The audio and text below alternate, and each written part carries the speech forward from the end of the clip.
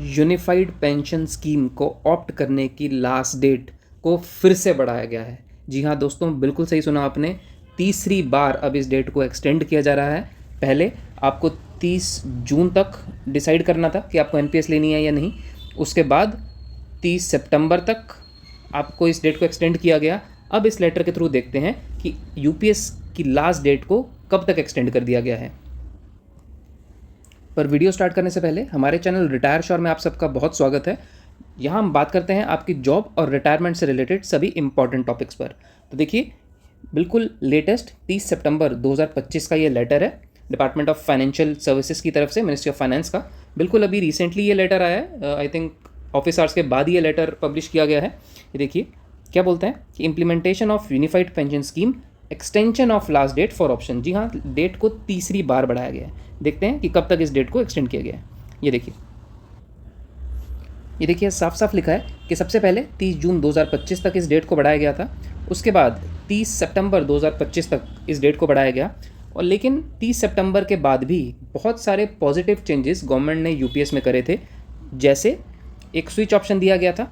Switch option क्या था कि अगर आपने अभी यूपीएस ऑप्ट कर ली तो अपनी रिटायरमेंट से 1 साल पहले तक आपके पास एक सिंगल टाइम सिंगल स्विच का ऑप्शन रहेगा कि आप कभी भी यूपीएस से एनपीएस में जा सकते हैं।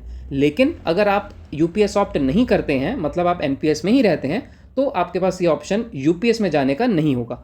ठीक है। उसके बाद कुछ बेनिफिट्स दिए गए थे रेजिग्नेशन पे, है ना, वीआरएस लेने पर, कंपलसरी रिटायरमेंट और कुछ टैक्स एग्जम्पशंस की भी बात की गई थी। जो सारी बातें मैंने आपको पिछले वीडियोज़ में बहुत क्लियरली, बहुत आसान शब्दों में बताई गई हैं। ठीक है। उसके बाद देखिए ये कहने कि it has been decided to extend the cut off to exercise choice for UPS by 2 months. मतलब 30 सितंबर तक की लास्ट डेट थी, तो 2 मंथ्स मतलब कि 30 नवंबर 2025 तक फिर से यूपीएस को ऑप्ट करने की डेट को बढ़ा दिया गया है। जैसा कि आप देख सकते हैं ये एक साइंड लेटर है, मैं अपनी तरफ से आपको कुछ नहीं बता रखा। तो देखिए अब कुछ दोस्तों का ये बिल्कुल सवाल होगा कि सर हमने तो यूपीएस को ऑप्ट कर लिया है, अब क्या करें। तो अगर आपने ये डिसीजन ले ही लिया था कि आपको यूपीएस लेनी है और आपने उस यूपीएस स्कीम को ऑप्ट कर लिया है, तो क्या ही दिक्कत है, तो अच्छी बात है ना, आपका एक काम खत्म हुआ, अब आपको टेंशन लेने की ज़रूरत नहीं है।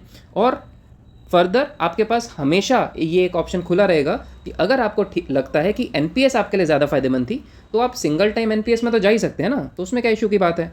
और जो लोग अभी तक यूपीएस ऑप्ट नहीं किया था जिन्होंने, और जो अभी तक एनपीएस में ही बने हैं, उनके लिए फ़ायदा है कि उनको 2 मंथ्स और मिल गए हैं ये डिसाइड करने के लिए कि उनके लिए कौन सी स्कीम ठीक है, एनपीएस या यूपीएस।